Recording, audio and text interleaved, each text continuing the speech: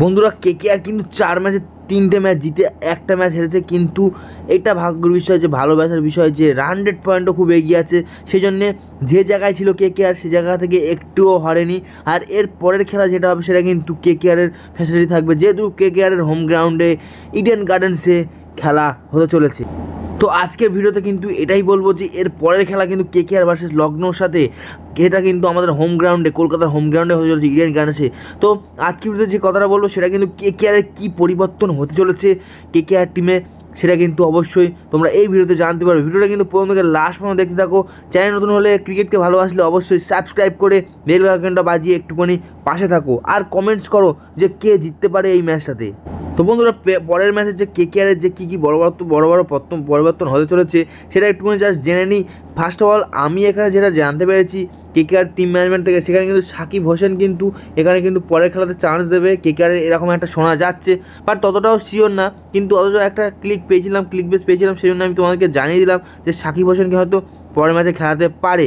আর সে তো এটাও কিন্তু ভাববার বিষয় যে কার জায়গায় খেলাবে সেটাও কিন্তু তোমরা জিজ্ঞাসা করতেই পারো। হ্যাঁ, সেটাও তো ঠিক, কার জায়গায় খেলাবে, তো এইটা কার জায়গায় বাদ দেবে সেটাও একটা জানার প্রশ্ন, সেই জন্য ভিডিওটা দেখতে থাকো। আর এখানে আগের ম্যাচটা যেটা খেলেছিল সেটা চেন্নাইয়ের সাথে, চেন্নাইয়ের হোম গ্রাউন্ডে একটা বাজে পিচে খেলা ছিল, সেখানে কিন্তু এত বড় ব্যাটিং লাইন আপ নিয়েও কেকেআর কিন্তু ব্যাটিং বিপর্যয় হয়ে গিয়েছিলো।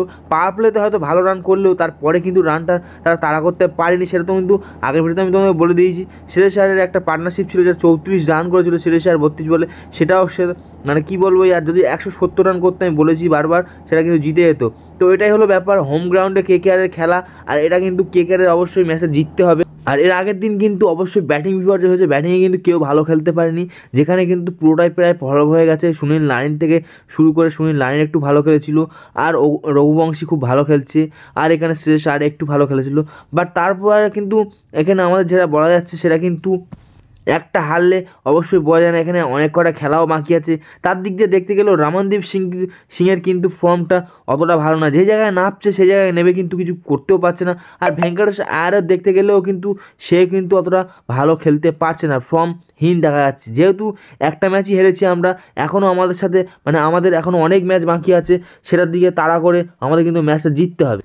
সুতরাং আমাদের এখানে নিতেশ রানাও কিন্তু পুরোপুরিভাবে ফিট হয়ে গিয়েছে জানা যাচ্ছে। তো তার সত্ত্বেও কিন্তু নিতেশ রানা কার জায়গায় খেলে, তো এখানে ভেঙ্কটেশ আয়ার ও রমনদীপ সিং এই দুটো প্লেয়ারের মধ্যেই হয়তো কেউ একজন বাদ দিতে পারে কেকেআর, যেহেতু তারা কিন্তু ফার্স্ট দুটো ম্যাচে ভালো খেলেছিল দুটো প্লেয়ারই, বাট 3টে ম্যাচ কিন্তু ড্রপ হয়ে গেছে, অত ভালো খেলতেও পারেনি। তো এই দুটোর জায়গায় হয়তো এখানে নিতেশ রানা কামব্যাক করতে পারে।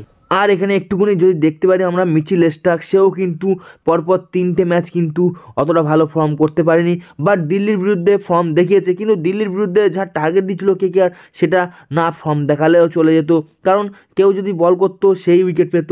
তো এখান থেকে তোমরা বলতে পারো যে হয়তো যে আর 2-3টে ম্যাচ তাকে সুযোগ দেওয়া হবে, না হলে কিন্তু তাকে ড্রপ করতে পারে কেকেআর।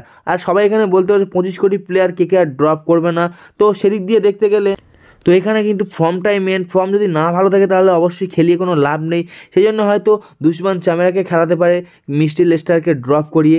আর এখানে পরবর্তী প্লেয়ার কিন্তু সাকিব হোসেনকে খেলাতে পারে ইডেন গার্ডেন্সে, এটা কিন্তু শোনা যাচ্ছে। আমার মতে তোমরা কমেন্ট বক্সে জানাতে ভুলবে না মিচেল স্টার্কের জায়গায় হয়তো পরিবর্তে কাউকে খেলানো উচিত কি উচিত না, সেটা কমেন্ট বক্সে জানাতে ভুলবে না।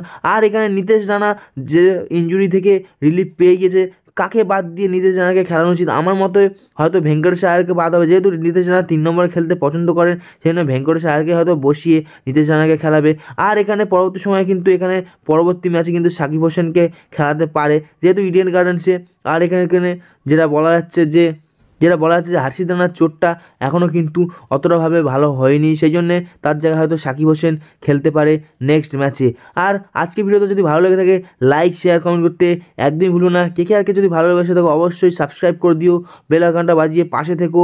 দেখা হচ্ছে তোমার সাথে নেক্সট ভিডিওতে। তখন তোমার ভালো থাকো, সুস্থ থাকো, টাটা গাইস, বাই বাই।